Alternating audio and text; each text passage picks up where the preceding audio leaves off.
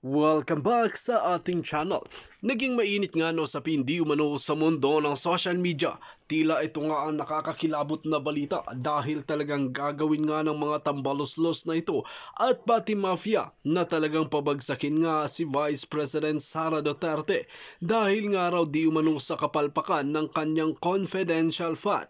Dito nga natin makikita mga kaibigan na talagang mula nga nung isiniwalat nila ang confidential fund ni Vice President Sara Duterte ay hindi nga nakatiis si Madam Marnica, Attorney Salvador Panelo at talagang inaraw-araw nga itong si Romualdez na ito na hanggat sa hinamon nila na magpa-audit nga ito dahil sa kanyang mga malalaking pera at talagang allowances lang nila na talagang kawawa ang taong bayan dahil nakukupitan sila at sa masamang tao pa talaga napupunta ang kanilang pinagbabayad ng buwis at mga taxes.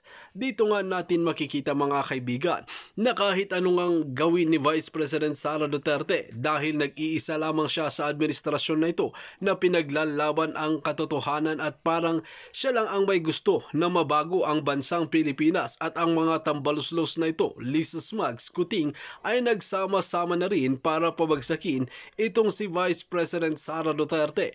Ang gusto nilang mangyari ay hawakan nila ang pera ng kaban ng bayan at ibulsa nila. Ito nga ba talaga ang plano nila sa unity na sinasabi nila noon na talagang ginamit lang nila at si Vice President Sara Duterte lamang ang may puso sa pagkakaisa ng taong bayan. Ngunit ngayon nga ay talagang binabanatan at talagang sinisira at balak pabagsakin. Well mga kaibigan, para nga sa karagdagang impormasyon, panoorin nga natin ang buong video.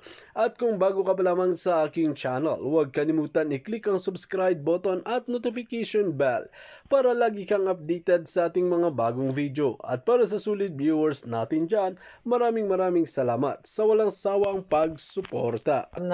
Alam na ng taong bayan kung ano yung purpose kung bakit inaraw-araw ng mainstream media at mga bataan ni Liza si Inday Sara. Kasi siya talaga ang target. Para ngayon pa lang ay sirain na nga ang kanyang career bilang, I don't know, hindi naman din natin alam kung tatakbo siya sa pagiging presidente. Pero again, the design is very Lisa Smugs. Ayon sa ating puting ahas, kaya actually nabanggit ko to kanina, ng agenda ngayon ni Lisa, nila Kuting, sino si Kuting? Si Bongbong Marcos, ay Bongbong Kuting, sila Sandro at silang magpamilya. I hope except Amy Marcos dahil si Amy so far, sa side ni Sara. And ayon sa ating puting ahas, mga palangga, ay patuloy, abangan ninyo sa mga susunod na araw, talagang hindi tatantanan nila tambalos-los si Sara Duterte. At isa dyan nga yung pagtira nila sa confidential fund. Ulitin natin, yung confidential fund ni Sara na kino-question ng makakaliwa, kino-question ng mga dugyots, ng mga bataan ni Lisa, at kino-question din natin, di ba? Yung 125 million. So sabi natin, majority na, bakit sinisingle out si Sara? 'Di ba? Nagmura ba si Pangulong Duterte? Nagsalita na si former President Duterte na dapat i-audit din itong mga extraordinary funds, 'di ba? Nilatambalos-los ng Congress at ng Senado. Alright? So ano yung reason bakit hindi binigyan si Sara ng kanyang extra or confidential fund sa kanyang departamento? Ito na yung impact na paninira kay Sara sa likod ng kamera ni Liza Araneta Marcos. Alam ni Inday Sara na demonyo yung pinasukan niya. 'Di ba? Nabudol siya. Right? Alam ni Inday Sara kung gaano ka-jejemon si Lisa Smugs at si Martin. At ngayon alam niya na dahil ni isang salita, never ever siyang pinagtatanggol ni Kuting. Okay? Yung Kuting na sinasabi niyang sa ayaw at sa gusto ni Inday Sara ay inaatasan niya ang kanyang sariling magiging best BFF. Kaya Inday, sana magising ka na kasi yung BFF na sinasabi niya ay best fake friend ever. Yan ang ginagawa nilang panggagancho. Ikaw, Sarah, okay? Ang dahilan, ikaw, ako, kaming lahat ng mga nabudol. Ang dahilan, and of course, the Smartmatic, ang dahilan kung bakit nag-upo tayo ng mafia sa gobyerno. At ngayon, pinipilayan kanila. Well, makakapag-function naman siya actually. Actually, makakapag-function naman si Inday Sara kahit walang confidential fund. Yun nga lang, magiging, limited yung kanyang kung ano man yung mga project na gusto niya. Di ba? Let's say, for example, yung explanation niya dyan sa confidential fund ay, pagtitrain sa mga bata, di ba? Pagtitrain, yung mga estudyante, and also para malabanan yung mga insurgency, malabanan itong mga rebelding makakaliwa. Di ba? Isa yun sa mga dahilan, mga project na tinututukan niya and justify niya sa kanyang confidential fund. Okay. So this time, dahil hindi na nga siya binigyan ng extra fund, confidential fund, extraordinary fund, so syempre malilimitahan yung kanyang functions. I mean, yung kanyang mga programa. Sabi ni Mark Nathaniel, pag nag-resign na yan si Inday Sara, nako, ito na talaga. Sa ano siya palangga? Sa Department of Education. Totoo ka dyan. So ngayon, malilimitahan siya. Wala. Si Lenny, di ba, wala rin namang walang confidential fund nung time na nandiyan, nasa pwesto siya. So definitely, magsusurvive si Sara. Right? But the question is, pinupoliticize siya talaga dahil tatanggalan siya, pero ang mga Kongreso and Senado, the House of Representatives and the Senate, still, i-enjoy nila yung pangangamkam nila, confidential and extraordinary funds. Right? So, if we talk about fairness, unfair. Kasi binoboljak siya tungkol sa confidential fund niya na na-explain niya na. Then, itong si Tambaluslos, itong si Kuting na nagbigay kay Sara ng, ang Office of the President, ang nagbigay ng pondo sa kanya. Kaya nga sabi ni Sas dyan, bakit mo tinanggap, Inday? Mangyak-ngyak pa si Sas dyan. Bakit? Kaya ang question ko, kailangan ngayon pa lang kumalas na si Inday. Kung nakikita niya, kasi kami nakikita namin, na mafia ang gobyernong ito.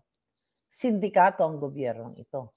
Kung ayaw mo, Inday, madamay, sabi nga ni Nathaniel kanina, mag-resign ka na dyan sa Department of Education. Diba? Just stick with your being a vice president. Diba? Yun ang sabi ng aking mga palangga. Sabi ni The Apricot, liquidation by certification. Yes, exactly. Yeah. Yung kanilang mga pondo na extraordinary ay walang itemized audit, kundi certificate lang na ginamit namin. Saan? Maring ginamit, ginamit? Pero yung pala dineposito sa offshore account nila Tambaluslos at pinangbili ng mga kabahayan nila at party ni Saldico ng kanyang asawa sa Paris pagsara ng mga designer stores para mag-party sila. Di ba na-vlog ko sa inyo? So, isa-certify lang, yun ang expose ni SAS, i-certify lang nila, na ito na yung liquidation. Pag sinabi mong liquidation, mga palangga, dapat i-itemize mo kung saan ginastos itong mga pondong ito. But anyway, na-explain na yan. Ang gusto kong sabihin sa inyo na sa kabila ng sa kabila ng pangyayaring kaguluhan dyan na pag-personal na atake o pagpopolitika kay Inday, ay patuloy pa rin siya.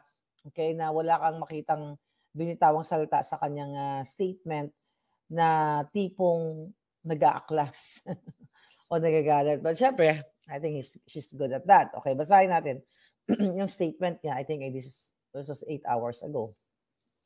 So, no more confidential fund for Sara, but for the congresistas, for the senators, enjoy at the office of the Lisa Smugs or the president, tuloy-tuloy ang kanilang confidential fund. So nakita niyo yung target. The only target is Sara. Kaya dun sa mga Duterte supporters, ayan, kailangan nyo na mag-speak up day.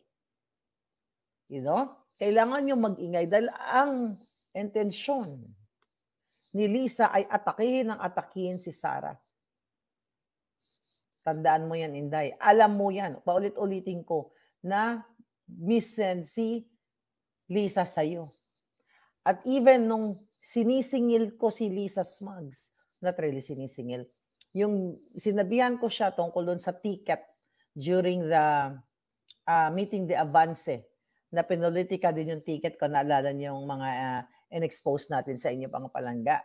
Ang sinisi niya, Inday, ay ang kayo, kayo yung team niyo, ang Duterte. Oh no, not the Duterte, the Vice President. Kung natatandaan niyo yung expose ko na pinolitika yung ticket ko sa meeting de avance, ang sinisisi ni Lisa doon ay ang team ni Sara dahil kayo daw kayo daw ang mas may maraming ticket, basta napaliwanag ko na yun. Kaya alam ko na sinira ka. During the time hindi ko pa naintindihan. Dahil hindi ko pa naramdaman na itong si Lisa Araneta Marcos, aka Smugs Polboronic, ay traitor. Kasi hindi ko pa naman nakita itong pagtatraidor niya.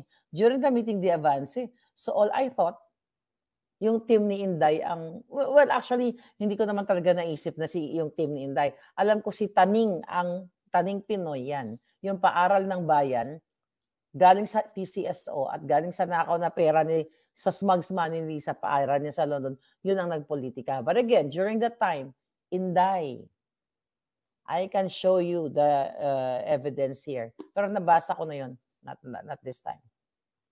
Kasi voice message, letter and voice message. Napakinggan na yun lahat ng mga nakapollow dito sa akin. Anyway, the target now is to attack Inday. Yan po ang basbas ni Lisa ngayon.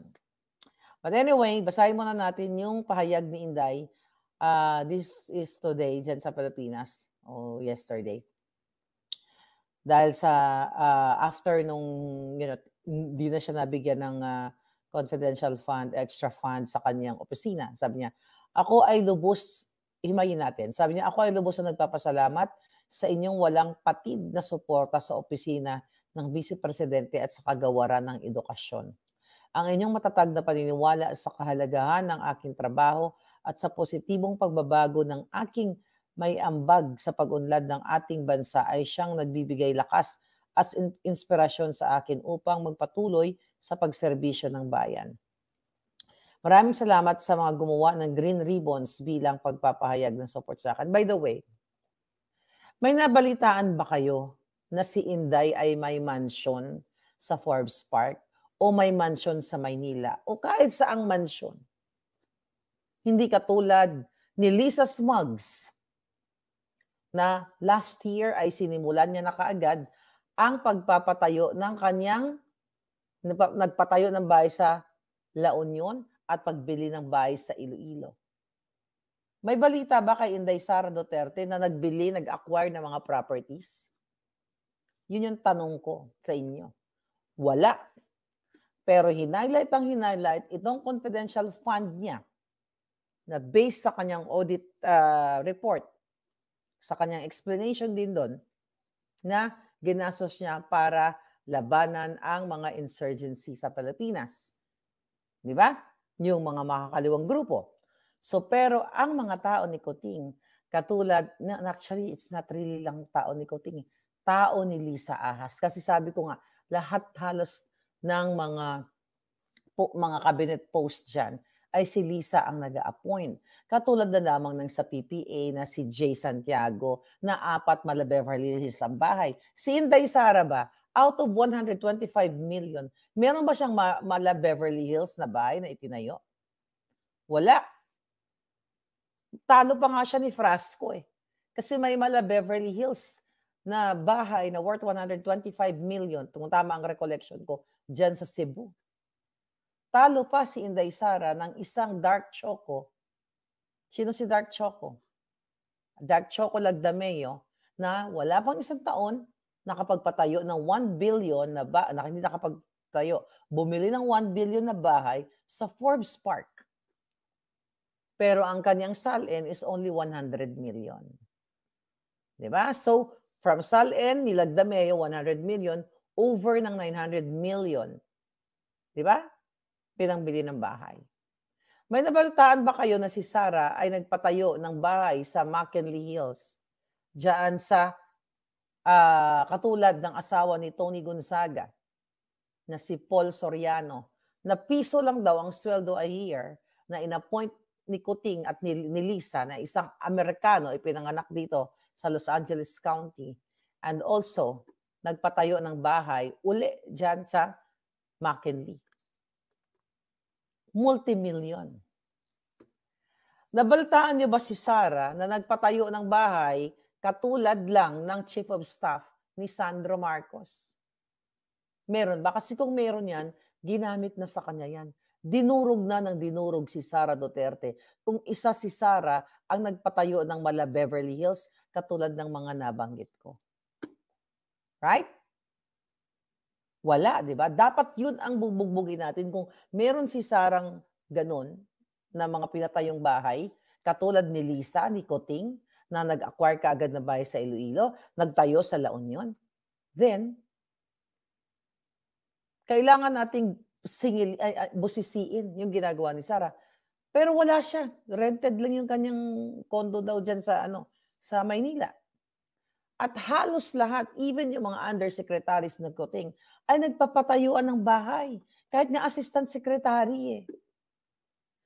Because the target, mga palangga, the reason why hinighlight nila ang 125 million, magkasabwat, kasama na si Coting dyan, tirahin si Lisa. Dahil kung hindi siya kasabwat dyan, well, kahit na mag-speak up siya, pwede siya magsalta si Coting, pwede siya mag-plastic eh.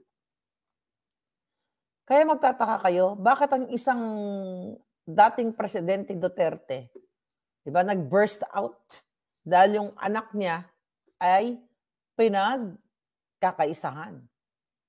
Okay lang yun eh, nasilipin natin. Okay lang yun na boljakin natin si Inday Sara kung talaga bang ang pera ay binambili niya ng bahay. Kulang yun, Day, 125 million. Compare sa 1 billion ni pangalan nito ni Dark Choco. At yung 125 million niya, you compare dun sa $2 million na dinonate ni Tambaloslos sa Harvard. Di ba? So, the intention is very Lisa Smugs. Tandaan ninyo. Sabi ni Inday, tuloy natin yung kanang statement. Naintindihan ko ang inyong pagkadismaya at galit hinggil sa mga issue tulad ng pakikialam sa budget at usapin ng confidential fund. Ang mga hamon sa pamumulitika ay maliit lamang kumpara sa mas matinding pagsubok sa ating ekonomiya bilang epekto ng posibleng paglaki ng tunggalian ng Israel at Hamas at tumatagal na digmaan sa pagitan ng Ukraine at Russia. Isa pa yan. Si Amy nagsalita din na dapat, neutral lang ang Pilipinas. Si Pangulong Duterte nagsalita din ng neutral 5 hours ago. Ako nagsalita ako yesterday about it na dapat neutral. Pero ang gobyerno, kumakampi ka agad sa Israel. Hindi okay nakakampihan mo ang mga teroristang rebelde katulad ng Hamas at katulad ng mga rebelding makakaliwa dyan sa atin na ang iba sa kanila ay nasa Kongreso. Walang okay. Never maging okay na susuporta ka sa manggugurgur ng lalo na mga kabataan. Pero ang issue dito, tama to si Inday, ang issue sa kaguluhan ngayon, yung mga nadadamay ngayon sa mga Palestinian, actually nakakaawa nga eh. Kasi Israeli ka man, Palestinian ka man, especially 'pag inosente ka, mga palangga, sila nga yung collateral damage, eh, dito sa away na 'to, 'di ba? Sila yung casualty of the war. So nakakalungkot ang isang presidenteng kuting aayon-ayon kaagad dito sa Israel. Dapat nasa gitna ka lang, neutral ka lang sa giyera. Kasi the moment kuting, buwa ka ng Genesis mo na kumakampi ka, pati si Tambaluslos gano'n din. Kumampi ka sa Israel, it's like saying you're declaring war against the Palestinian. Eh, may mga Palestinian tayong mga kapatid ba tawag ng ating mga kapwa-tao na mga Palestinian sa Pilipinas. Masakit 'yun sa kanila. Hindi ka dapat nagkakampi sa isang bansa lang na nagkakagulo. Dapat nga ikaw ang maging mediator, ikaw nga ang magiging magpa-pacify sa kaguluhan. Kasi nagbigay ka agad ng statement na nakikiisa sa Israel. Eh, paano naman yung biktima ng mga Palestinian kuting? Ano na lang magiging impact ng kadyutahan niyo ni Lisa diyan sa mga Palestinian na nasa Pilipinas? Anyway, mapapa-jotang ginemis ka na talaga, palangga. Right? Ang sabi ni Inday, hinihikayat ko ang bawat isa sa inyo na tutukan ang paghahanda sa darating na panahon ng taghirap, lalo na sa patuloy na pagtaas ng presyo ng pagkain at iba pang bilihin. Alam mo, may kaibigan kami, family friend, kanina, nakausap namin na nag-aalala siya actually, not sila. Nag-aalala siya sa kaguluhan. 'Di ba sinabi ko na rin 'to sa kagabi? Sabi nga niya sa akin, sabi niya, kung magkakagulo daw, dahil nga itong nangyayari sa Israel, and Palestine. Sabi niya, pumunta ka dun, may pupuntahan tayong lugar. Diyos ko, parang sabi ko, parang end of the world na. Hindi ko lang sasabihin yung lugar. Sabi niya, 3 hours away from Los Angeles. Sabi niya, kung gusto mo, sabi niya, ngayon pa lang mag-prepare na tayo kasi hindi natin alam kung ano mangyayari. Bili kaya tayo ng trailer truck. Sabi ko, magkano naman pagkamahal-mahal. Tapos sabi niya sa akin, iswipe mo na lahat ng credit card mo, ibili mo ng mga dilata and everything. Kasi pag nagkakagulo na, hindi ka nasisingilin. Sabi niya. So bigla ko lang naalala nung sinabi ni Inday na, na magpaghahanda sa darating na panahon ng taghirap. Totoo yun. Ako nga may binili ako, pinakita ko na sa inyo, yung tablet. Ay, tablet ba yun? Yung, parang tablet, nakalimutan ko yung term, pero ano yun, pag wala ka ng makain, yung tablet na yun, 4 times, you help me, baka may nakakaalam. Binili ko sa online. 4 na tablet lang ang kakainin mo, inumin mo sa isang araw, mabubuhay ka. Kahit, mabubuhay ka pa ng 1 buwan, 2 buwan, 3 buwan kung yun ang kakainin mo. Kung wala ka ng pagkain. Alright? Kung wala ka ng pagkain. So, okay? Yeah. So, yeah, nakakatakot nga palangga. Nakakatakot yung nangyayari kasi, yung ibang mga world leaders ay kumakampi lang sa Israel. And it's not good. Na imbis na sila sana ang maging, mag-pacify sa nangyayari ngayon. Kasi bawat area may Muslim, 'di ba? Bawat area ng mundo ay meron tayong mga kapatid na Muslim, Kristiyano. Kasi na tayo all over tayo. Kaya hindi dapat nagkakampi, lalo na ito si kuting na ito. Okay? Alam mo, naisip ni Inday ito, sabi niya, may oras pa para sa lahat. Hindi ito ang panahon ng paninira at pamumulitika, lalo na malayo pa ang susunod na eleksyon. Higit na mahalaga ang ating pagkakaisa, pagtulungan at pagiging handa para tiyakin ang ating mga pamilya ay ligtas at matatag sa darating na buwan. Totoo. You have to be ready. Hindi sa nananakot tayo. Mas maganda yung nakapaghanda palangga. Remember the pandemic? Lahat tayo naghanda.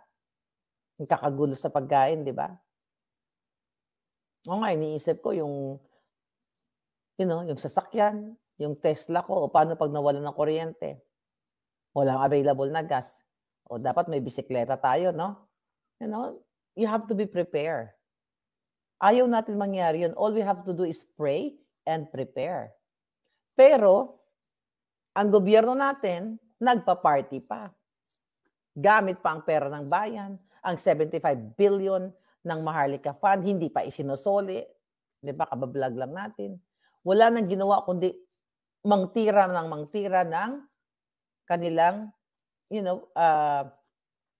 magiging kalaban sa politika. Recently, si Department of Transportation Bautista, kinasuhan yung transport group tungkol dito sa accusation ng kanilang pagnanakaw ng paniningil ng LTFRB sa mga transport group ng Tongpax. Nakita nyo? Balat sibuyas ang mga hinayupak. Nag-file ng KC Bautista. Diba? Dahil wala daw korupsyon, hindi daw totoo yung binabato sa kanya. Diba? Grabe, talagang, sila yung defensive. Kapag nasa politika ka, hindi ka dapat balat sibuyas. Ito ay senyales na ang gobyernong ito ay nanggigipit. Kakasuhan, tanim kaso, lahat, di ba? Habang nagkakagulo ang mundo, sila ay abala sa pagtatanim ng kaso, pananakot, at pangungurakot. Sabi ni Inday, may oras pa para, nabasa na yan. Sabi niya, magtulungan tayo para sa kapakanan ng ating bansa. Dito nga natin makikita mga kaibigan ang isinuwalat nga ni Madam Maharlika tungkol di umano sa mga mafia na ito na gustong pabagsakin si Vice President Sara Duterte sa kanyang pamumuno. Kung titingnan natin mga kaibigan, hawak nga ba talaga ng mafia at mga smuggler, mga hoarders, si Kuting ng Norte at naghahari-harian na sa loob mismo ng Malacanang itong si Lisa Smugs? Well mga kaibigan, kung kayo ang tatanungin ano ang inyong mga opinyon, just comment below sa ating comment section at ating pag-uusapan.